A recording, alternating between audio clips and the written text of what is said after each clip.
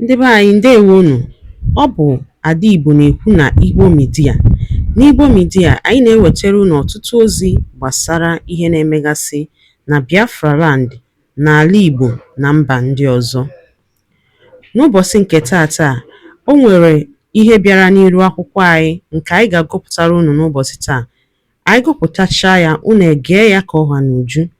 Ị ga-esie ya, ị drọpụọla your comment, like kwa this our video and gbasakwa ya ka o ruo ụmụnna anyị n'ebe dị iche iche arụ. This is according to Biafra activist wetara ya ozi n'iru akwụkwọ, as he quotes, Nnamdi Kanu, Python dance evidence passes United Nations criteria and approval of referendum.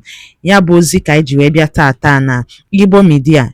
Ị ga-esie ya bụ ozi, gbaa mbọ gwa ihe ị chere na comment section ma mekwa ka ozi a rute ụmụnna anyị n'ebe dị iche iche aka. Ngwa gere ya ka ọha n'uju. Self-determination, and that is exactly the point we are today. So listen to me, let me tell you, listen to me today, because I'm going to be giving you an unraveled mystery that you may not have heard before. Let no one deceive you that we are a minority, that we do not deserve the best for ourselves, or that we will never get what we want. Keeping Nnamdi Kanu should not be a criteria to stop the fight for self-determination and referendum, because Nnamdi Kanu started the journey, and definitely, even if they decide to keep him whatever they want, the journey will still have to go on. The quest for self-determination is an enshrined right in the UN Charter, and nobody can take that right away from you. According to Nigerian Constitution, definitely it is not stated there that any part of Nigeria can secede whenever they want. Many countries have this enshrined in their constitution, like Ethiopia, like Britain, and lots of countries out there have it stated clearly that any part of the nation, any tribe that passes the criteria in the UN Charter and feels that they want to no longer be a part of that union can as well do so through a vote. But in Nigerian Constitution, as you are aware, during the independence script, Azikiwe himself was the one that did not actually want that to be included, despite the fact that Ahmadu Bello and Awolowo were pressing for that clause to be included. Of course, as you are aware, it has come back to haunt us today. Notwithstanding, the United Nations already knows that lots of nations purposely create that tight edge that no tribe can divide from the country. They are aware that many countries will like to play such a game by not including it in their constitution. That is why United Nations already provided it in the UN Charter. But for nations who do not have it in their constitution, there are criteria that nation must pass before United Nations can step in with their authority and power to carry out that referendum.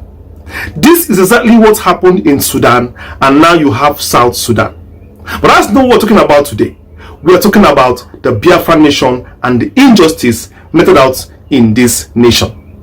I'm going to be telling you the 3 solid points that the UN can step in to take over the country and conduct a referendum, the 3 criteria that must be met. And you will be shocked to know that Biafra has long since passed all these criteria for a referendum. Also, you need to be aware, and let me tell you clearly, so listen to me. Britain is afraid of this referendum itself. They do not want it. Some people will say, but it's harmless. But it's harmless. It is still the same with an armed struggle, because it will lead to disintegration of their child, Nigeria. They don't want anything at all that will lead to a disintegration, be it by peaceful means or by violent means. That means self-determination is not what Britain wants for Nigeria. Part of why Nnamdi Kanu is there. Because Nnamdi Kanu said it clearly that he does not want to fight. Then ask yourself, why do they still have him in the cell? Why are they still afraid of him and keep him in the cell? Why are the terrorists in the north still in the bushes operating? Why is it that those ones in the north who are terrorizing the citizens are not a threat to Britain? The thieves, the kidnappers, the Fulani bandits, these people are not a threat to Britain. That is why Britain does not care. Because they are not fighting for disintegration of Nigeria. They are not touching the Holy Grail. Now you get where I'm coming from. But Nnamdi Kanu is not carrying weapon. He's not carrying bomb. He's not carrying anything that can, inflict harm on the nation. But he is preaching the word they do not want. He is preaching the gospel of disintegration of Nigeria. That is what the British does not want. That is their red line. That is their red line. And that is why they hate Ndigbo so much, because Ndigbo wants to destroy their business. Before I go forward, let me give you the 3 criteria that the UN uses to conduct referendum forcefully on any country, be it that you have provided for it in your constitution or you don't have it in your constitution. They don't care as long as these 3 criteria have been met.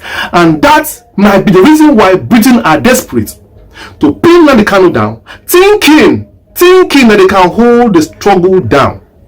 And after this, I read for you, I'm going to call upon the bodies who are in charge to fast track the process of this referendum, whether Nnamdi Kanu is in the prison or not. Perhaps if you can do it and he comes out of the cell and meets a Biafra, don't you think it will be good welcome to give him?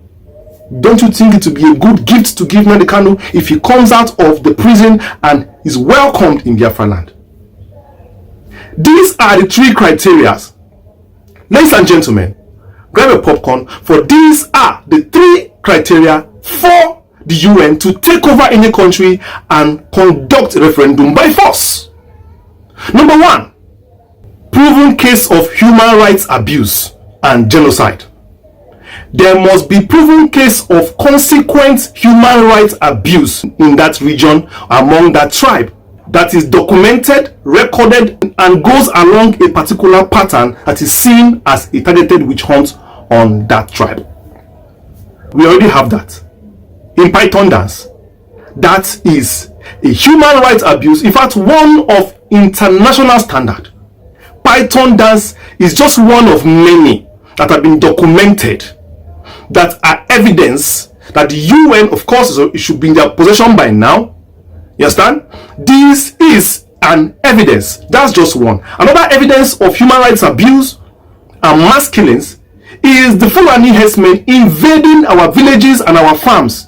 The Fulani terrorists that come to our lands in a Hamufu, in a Lokba, and kill our mothers and RAPE our sisters and destroy the farmlands. That is also a case of human rights abuse, not to talk of even burning houses and destroying farms. These things are already recorded already. They are there recorded for the UN. This is another case of human rights abuse. Other human rights abuses that you can see, of course, the whole Southeast is militarized. The brutalization, the dehumanization of Igbo right from 1960. Before even 1960, the first Igbo coup and the aftermath of the Igbo coup. The first coup and the aftermath of the coup that was tagged Igbo coup and was used to conduct pogroms and pines in the northern part of Nigeria, that over 30,000 plus Igbo were murdered in the north and unaccounted for. That is also gross genocide and human rights abuse. That is also a criteria for referendum in Nigeria and the Southeast for Biafra. I could go on and on providing you more evidences, and I know you have many of them. Even the one of the protests that happened under Buhari, the IPOB protests at Anambra State, and the one that happened at Obibo in River State. Of course, those killings under Buhari government. These are also claims of genocide that has happened to Ndigbo as a people. And under such a country cannot raise arms against its own people, except those people are not actually its own people. So that is where UN is coming from. If you can raise arm and shoot somebody in your country continuously, those people, that means those people don't belong there. And the UN is going to step in for this criteria. Another criteria is that there must be pro-Biafra groups, pro-Biafra organizations that are already on ground, who are already lobbying and are seeking for this referendum itself, that are already playing the role of looking for a way out. Example of such groups, of course, we have them in Igbo land already. So that criteria is already 100% confirmed. We have the IPOB, we have the MASOD, we have the BSF or BLF. We also have the BRG. It's also a registered group on its own internationally that is pursuing this cause. That means this second criteria is already on check. And this group is registered in the UN among organizations of states that don't have independence. There's a union for that. That second criteria, of course, is passed. We have groups that are registered and pursuing the Biafra cause. So number 2 criteria is a go. That means we are on track for a referendum so far. Number 3 criteria is that there must be a willingness of the people to govern themselves, to rule over themselves. There must be this general consensus among the people that they want their own country. That feeling of Biafra, that feeling of statehood must be on ground. And of course, that criteria is not even debatable. In fact, even if you go to a Yoruba man now, a Hausa man now, does he want his own country? They will tell you yes. Everybody is tired of Nigeria. The average Igbo man wants to go. He wants to go in peace. He does not want to fight. All he wants to do is just to vote, and he goes. And that criteria has already been checked.